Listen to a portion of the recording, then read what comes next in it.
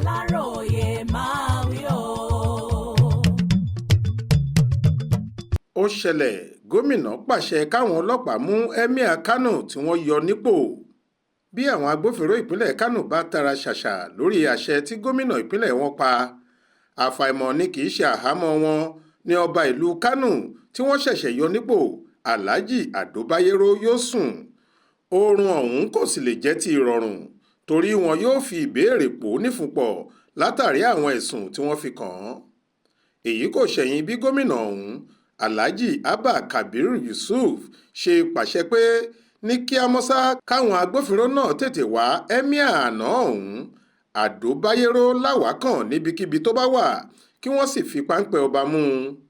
Bẹ́ẹ̀ ni gómìnà tún fẹ̀sùn kan Bayero pé ó gbé ìgbésẹ̀ tó lè da omi àlàáfíà ìlú rú, wọn ló ń kó àwọn aráàlú lọ́kàn sókè láì nídìí.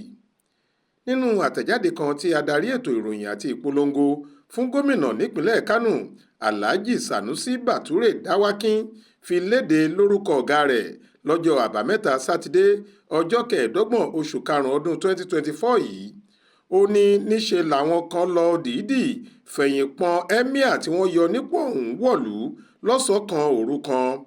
Alẹ́ ọjọ́ Friday, ìyẹn ọjọ́ méjì lẹ́yìn tíjọba ti yọ nípò, ni wọ́n pọ́n wọ̀lú pẹ̀lú ète pé kí bàbá àgbàlagbà náà fagídí padà sáàfin rẹ̀ kó sì takú mọ́ ìjọba lọ́wọ́ lórí ìyọnípò rẹ̀ náà.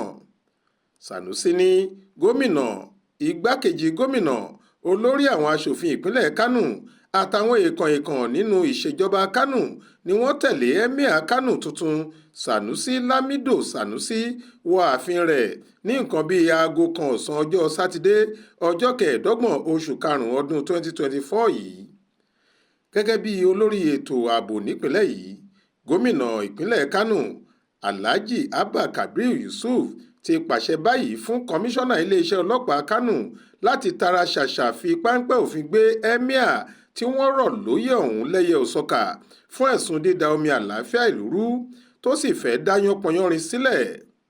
Bẹ́ẹ̀ ni àtẹ̀jáde náà sọ.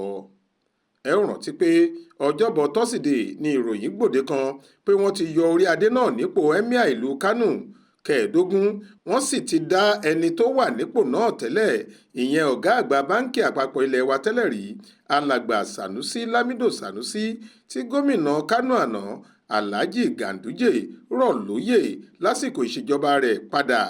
Wọ́n ti fún un níwèé ìyànsípò, ó sì ti wà láàfin ńlá ìlú ọ̀hún.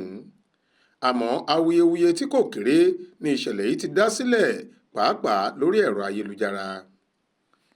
Faith Adébọ́lá ló ń jábọ̀ ròyìn fún iléeṣẹ́ tẹlifíṣàn Aláròyé Online TV.